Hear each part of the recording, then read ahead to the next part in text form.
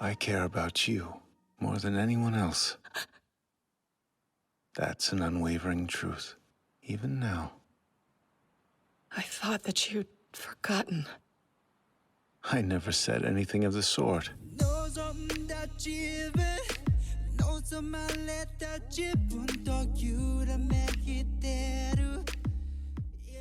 Greetings once again, my friends, and welcome back to Geek News Anime Night, which took a little bit of a hiatus, even though we technically finished the damn anime. But now we're back and recording because things have kind of eased out. I am your host, Adam Mickelson, aka Jarek. I hope everybody's having an awesome day when they're listening to this. And joining me, of course, is my lovely wife, Andrea. Andrea, is it warm enough for you yet? Yes, it's finally warm enough. Yay! Mother Nature finally did it! So, yeah, it's been a couple of months since we actually watched these episodes, but they are the last two episodes, so they kind of stay very clear into your mind, and we just haven't had time to be able to go out and record them because kids, life, jobs, all that fun stuff. So with that, let's get into episode 12, You Fought Well.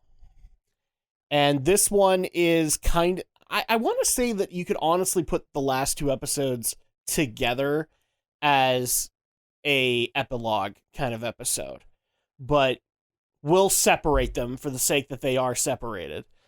And a lot of what's going to happen here is reaction to people's curses being released. So I think this was the one where we actually got Ayame in his shop, and his assistant came up and was just asking, what do you want to do today, and like what do we want to sell and all that, and he immediately goes up and just embraces her after he realizes that his curse has been broken. And I guess it's been like a long awaited thing for him, because he does love his assistant, and now he can actually show that. But then we're immediately brought back into the cliffhanger of the previous episode, which was that, if people, more likely us, don't remember, Yuki was rushing off to go see Machi. And he was just like, I'll be there, I'm coming! And he was rushing down the stairs. I was like, what the heck is up with him? And so now we kind of resume that, where he's rushed down to the train station, or to the train station. Let's use that. And he's met up with Machi, who basically wanted to give I think it was like a get well soon gift basket, roughly, for Toru.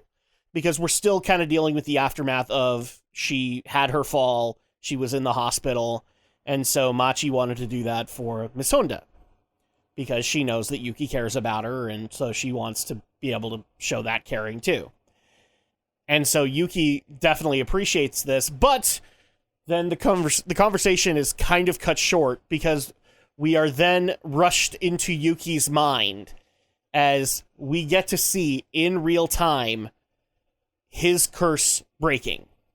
And we actually get to see what happens in that process, which is basically that in his mind, he sees the Zodiac, the original god, the original Zodiac god, come and claim his rat spirit and say, it's time for us to go on, to move on. Thank you for taking care of me. And just kind of properly saying goodbye in his head. And obviously he has the same reaction as everybody else. Tears start going down his face. Machi is obviously very distraught by this, and he immediately turns around, and she's like, what's wrong? And I think he explains it the best way he can. He doesn't know how to explain it. So you wanted to talk about this scene in the last podcast, so go ahead. Like, what did you like about this scene? I can't remember what I was You were hyped to talk about this scene of actually seeing how the curse breaks. Aside for, you're just happy for Yuki? Okay. I thought there was something in the scene that you wanted to talk about. If it was, I can't remember. It's been okay. It's been forever. So, yeah, we have that. Machi tries to comfort, and Yuki doesn't really need it, and instead is just happy to be with her, to which that actually leads to Yuki's first kiss. And off in the distance, all the Yuki Club fan club girls immediately cry out in terror, and then we're suddenly silenced. Because something terrible has happened in their world. Oh my goodness.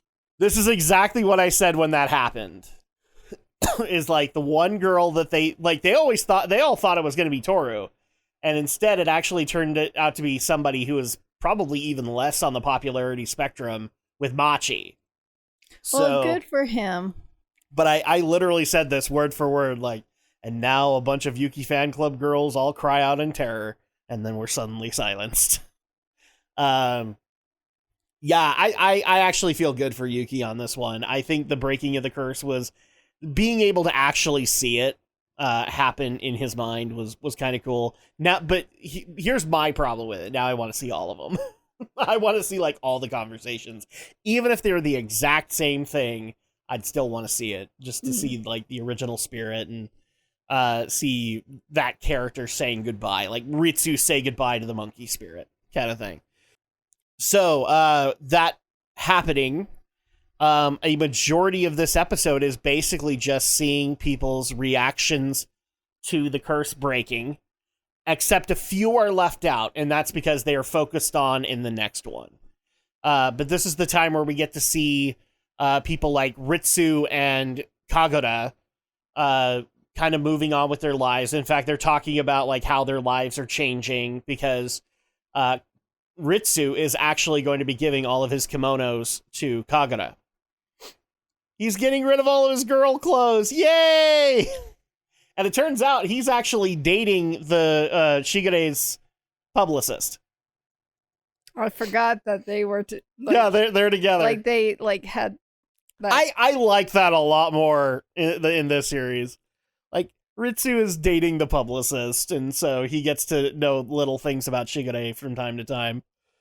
I like that. I thought that was a nice detail. Is it this episode or was it the next one that Ritsu and who was it that were having the conversation about Akito's I think this is the same conversation with Yeah. Kagoda. But here's the thing though. I think that they were we'll get to that in a minute. We'll get to there. We'll get there. But the other thing major that does happen is Shigere and Akito have a final confrontation where basically Shigere, I don't want to say Shigere takes Akito, but is finally willing to come back to Akito. And actually now that the curse is broken and Akito no longer has all of that responsibility on her shoulders, he's willing to come back and be with her. So at that point they kind of have their last fight, but it ends up in them being together and from here on in together forever kind of thing. It just still seems like that's a weird relationship. It really is, because it just seems like and what's even worse is like you don't Shigere's motives throughout all of this have been very weird and clouded. There is one explanation, and if I hadn't gone to a wiki to be able to clarify this, I can guarantee you I wouldn't have been able to tell you his motivation. But if you remember, he had that conversation with Ren where he basically said like that he was mad at Ren for constantly dressing Akito up as a boy. Mm-hmm. And that's always been his motivation here, is that he's never liked that. He wants Shigere wants Akito to be able to be who she is. Mm-hmm. And Ren is constantly making her not be who she isn't. Because Ren wanted a boy, kind of thing. So if you didn't know that, then the motivations will forever be lost, and you would think Shigere is some weird psychopath. But that's ultimately what the motivation was. And now they are together forever, and then we get to have the biggest scene of this episode, which is confirming a theory that I've had during these vlogs, where the younger generation are all gathered together now that their curses are broken. So you have, I think you have Yuki, but you don't have Kyo. But you also have Hatsuharu, you have Momiji, you have Hiro and Kisa, you have Rin. Is there anybody else I'm missing in there? Kagura is not there. Because they also show the Ritsu conversation happening. And then also, later on, Ayame and Hattori join in. But for some reason, I thought Kyo was there just because, maybe Kyo was there. Because very rarely have you seen him with any gathering. Oh, that's right, yeah, because this was like the first time where he's been able to be there. He was actually. And so like they're all talking about their curses breaking and what's going on in their lives, and then they are immediately interrupted by a woman they've never seen before walking into the room, sitting down, and then raising her face, and we could see it's Akito as a woman properly. And this confirms the theory that I've had in previous episodes that the generation that knew Akito was coming knew it was a girl, but probably because of Ren, the younger generation was never allowed to know that. And so Akito always had to come off as a guy. And so at that point, they are all shocked to see Akito come out in a kimono, in makeup, like her hair done up and everything. Like she actually looks like a girl in this one. I mean, like for most of the series, you could have easily said that she was like a younger brother of Yuki, because she just had that kind of look about her, and now she actually looks like a woman. Which in turn just makes me want to ask the question, how on earth was she able to hide that for so long? Like, eventually boobs start growing and you aren't going to be able to hide them for that long in a suit. But somehow they figured out how. What you think of this moment where they all find out collectively that Akito is a woman? Well, that's just the reaction you would get if they didn't even know. Heck, I even still like that conversation when Ritsu was like, "What? She's a girl?" Yeah, because Kagura knew, but she was telling Ritsu. Because the presumption here is that Ritsu always knew, because he was around when they all felt that God was coming. And so the presumption in this series is like he's always known. And turns out, no, he didn't know. Just because he's like, I just thought maybe she like dressed as a woman like me or something, like, like he was like, he was just nervous like me or something like that in that regards. Yeah, something to that effect. But I actually do like the fact that Ayame and Hattori kind of came in and kind of confirmed, yes, Akito is a woman. And we've been keeping this secret. And we don't know if, the extent of this conversation, but I'm guessing that they probably explained to them that Ren swore them to secrecy over it because, the head of the family must be male. So at that point, you get to have this nice conversation, and Akito gets to explain to everybody that, yes, the curse is lifted, and that she is ultimately the one that pressed the button, that she could have pressed the button whenever she wanted to, and she just chose not to. Fuck you. That's all I have to say. Well, and ultimately she does say, like, I'm going to be changing my life, and I'm going to be going in a different direction, and all that, kind of explaining that stuff with her. And she thought, honestly, that they were going to turn her away, and I don't think really any of them did.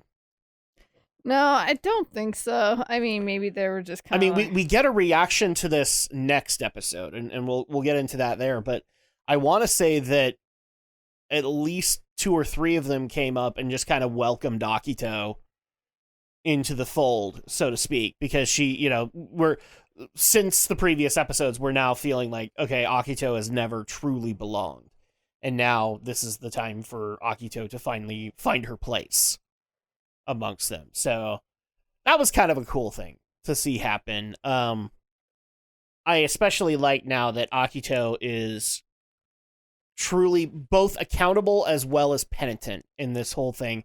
She acknowledges what she did to them. She understands that it's wrong. And now she wants to change. She doesn't want to live like that anymore. That's actual change. Now, time will tell if it, the thing in real life is time will tell if that's an actual deal. But in storytelling, like this is about as much as you get.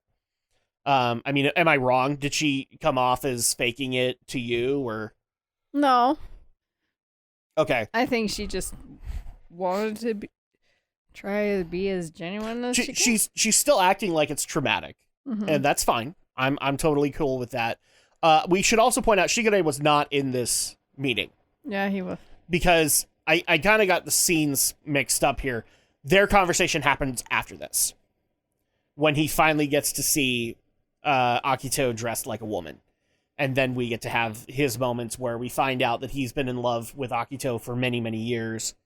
And he finally gets to have her. And now that he has her, he's never letting her go. Kind of thing. So, yeah, that's kind of a touching thing to be able to do there.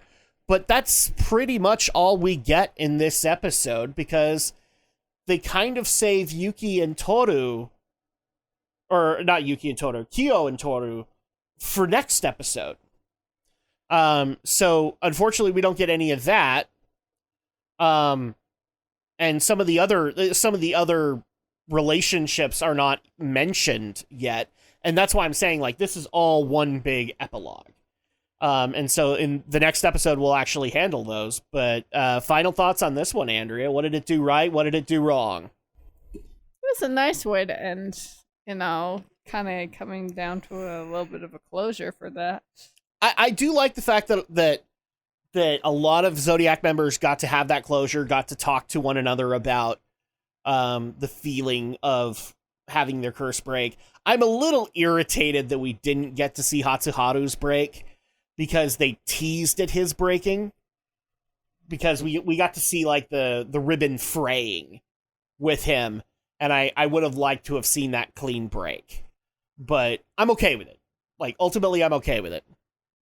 But overall, yeah, I think this is about as well done as you can get there, because there's just way too much ground to cover, and the next episode Oh, actually, no, there was something else in this episode. I completely forgot about it, because I keep on thinking it's in the next episode, and it's not. We get to see the day Kyoko died from her perspective. I was wondering which episode that was going So on. this was the one where she gets to like kind of recall meeting Kyo and having the feelings that she did for him, and always loving him, like thinking he's just such a genuine kid. And we finally get to see that moment from her perspective, to see if she actually says what Kyo thinks she said.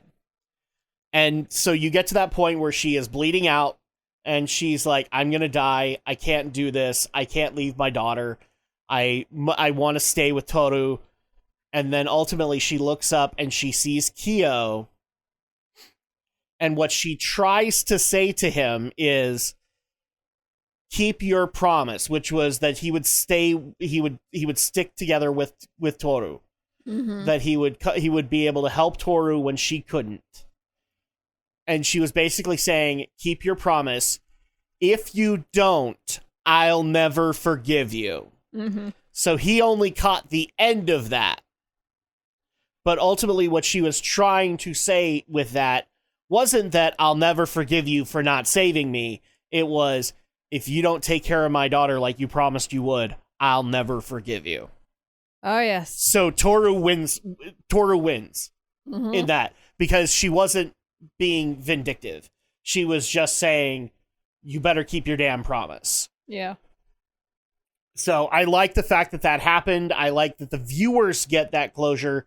You're never going to give Kyo that from a storytelling perspective. But I like the fact that they thought about the viewers enough to give us that moment.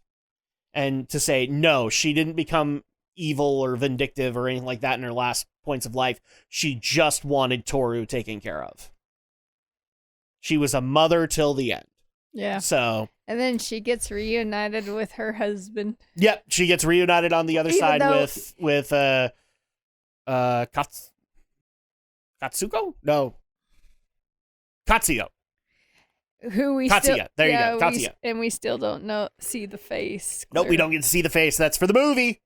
That's for the movie. If they do the movie. Oh, the movie's already Oh. airing. Like Oh. it's in theaters in Japan now, and I think it's getting a limited release Oh. in the States. We just don't get it. Mm. So sorry, hon. Mm.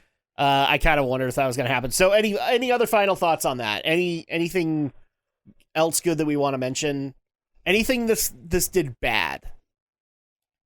I didn't think there was too many bad things. Yeah, mine is just the gripe of now that I've seen one parting, I want to see them all. I just like that's my OCD kicking in, and I just want to see them all. True. So it's more of a gripe than anything. So I can't necessarily hold it against this episode.